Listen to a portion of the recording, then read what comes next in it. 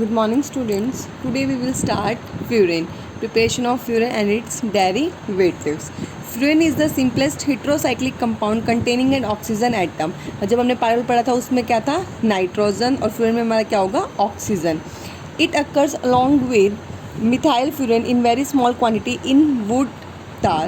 When brought in contact with the pine splint, moisture and the concentrated hydrochloric acid, furan vapors produce a green color.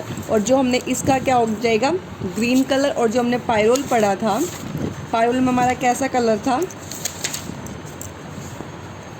Bright red colour. ठीक है. अब पढ़ेंगे preparation from mucic acid. Dry distillation of mucic acid followed by the heating the furoic acid form at its boiling point gives furan. जब हम इसका dry distillation करेंगे बेटा mucic acid का, followed by the heating furoic acid, तो हमारा क्या हो जाएगा, क्या बनेगा, फ्यूरिन. देखो इधर म्यूकिक एसिड लिया, कार्बोक्सिलिक एसिड दोनों साइड, और CHOH. इसका ड्राई डिस्टिलेशन किया तो CO2 निकल जाएगा और हमारा वाटर का रिमूवल हो जाएगा. फिर हमारा क्या बनेगा, फ्यूरिक एसिड. और फ्यूरिक एसिड को हम क्या करा रहे हैं, हीट. तो हमारी क्या हो जाएगी, कार्बन डाइऑक्साइड निकल जाएगी, हमारा क्या बन जाएगा, फ्यूरिन. क्लियर. सेकेंड है from furfural. Oxidation of furfural with K2Cr2O7 and heating furoic acid forms at its boiling point yields furan. फिर से वही फरफ्यूरल लिया, फर्स्ट में म्यूकिक एसिड लेना है, फिर फ्यूरिक एसिड बनेगा, फिर हमारा हीटिंग से फ्यूरिन बनेगा. इसमें हमने फरफ्यूरल लेना है, H2SO4 और K2Cr2O7 की प्रेजेंस में हमारा फ्यूरिक एसिड बन जाएगा. क्या है, फ्यूरिन के बस क्या जुड़ा हुआ है, कार्बोक्सिलिक एसिड, तो क्या हो जाएगा, फ्यूरिक एसिड. फिर से हीट और माइनस CO2 क्या बन जाएगा, फ्यूरिन. क्लियर. फिर हमारा थर्ड आता है डीकार्बोनाइलेशन ऑफ फरफ्यूरल.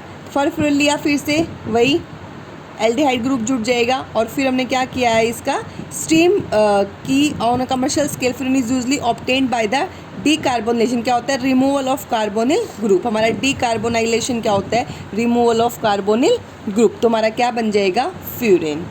क्लियर. नेक्स्ट है हमारा डिहाइड्रेशन ऑफ 1,4 डाइकार्बोनिल कंपाउंड, जिसे हम पाल नॉर सिंथेसिस भी बोल रहे हैं. फिर से वही एसीटोनाइल एसीटोन लेंगे बेटा, P2O5 की प्रेजेंस में हीट करा के वाटर का रिमूवल, और हमारा क्या बचेगा, 2,5 डाईमिथाइल फ्यूरिन. ठीक है. It involve the action of dehydrating agent such as P2O5. जो हमारा P2O5 है वो क्या है, हमारा डिहाइड्रेटिंग एजेंट है. ठीक है. और ये इसका एग्जाम्पल दिया हुआ है. फिक्स्ड बाइनरी सिंथेसिस भी ऐसे ही है. ये रिएक्शन होती है बेटा बीटा कीटोएस्टर के बीच में और एक हेलो कीटोन के बीच में. ठीक है. और किसकी प्रेजेंस में, पिरिडिन की प्रेजेंस में हम क्या माइनस कर देते हैं, HCl और H2 निकल जाता है और हमारा यहाँ पे प्रोडक्ट बन जाता है. क्लियर. जैसे कि ये एग्जाम्पल दिया हुआ है. फिर फिजिकल प्रॉपर्टीज़ हैं. फिजिकल प्रॉपर्टी में furan is a colourless liquid. इसका बॉइलिंग पॉइंट 305 केल्विन होता है with an order similar to that of chloroform. Water में इनसॉल्युबल और अल्कोहल ईथर में हमारा क्या होता है, ये सॉल्युबल. ठीक है. केमिकल प्रॉपर्टीज सेम पायरोल की तरह ही होंगी, थोड़ा सा डिफरेंस होगा. इलेक्ट्रोफिलिक सब्स्टिट्यूशन रिएक्शंस दिखाएंगी ये भी. ठीक है. और फ्यूरन पॉलीमराइज हो जाता है एसिडिक कंडीशंस के अंदर, और इसकी जो रिएक्शंस होती हैं वो प्रॉपर सेलेक्टेड कंडीशंस के अंदर ली जाती है. जैसे कि इलेक्ट्रोफिलिक रिएक्शंस दी हुई हैं आपकी बुक्स में, सब अपनी नोटबुक्स में कर लेना. Furan nitration, sulphonation, ClBr2 bromination, chlorination. ठीक है. Friedel Crafts acylation, coupling reaction. ठीक है. डाइजोनियम सोल्ट के साथ गेटरमैन कॉज सिंथेसिस. बस उसमें NH है पायरोल में, और इसमें हमारा फ्यूरिन में क्या होता है, ऑक्सीजन एटम. बाकी सारे ग्रुप ऐसे ही. नाइट्रेशन में NO2 जुड़ जाता है, सल्फोनेशन में SO3H और HgCl, और फिर फ्रीडल क्राफ्ट में COCH3. ठीक है बेटा. नेक्स्ट है हमारी important features of electrophilic substitution reactions.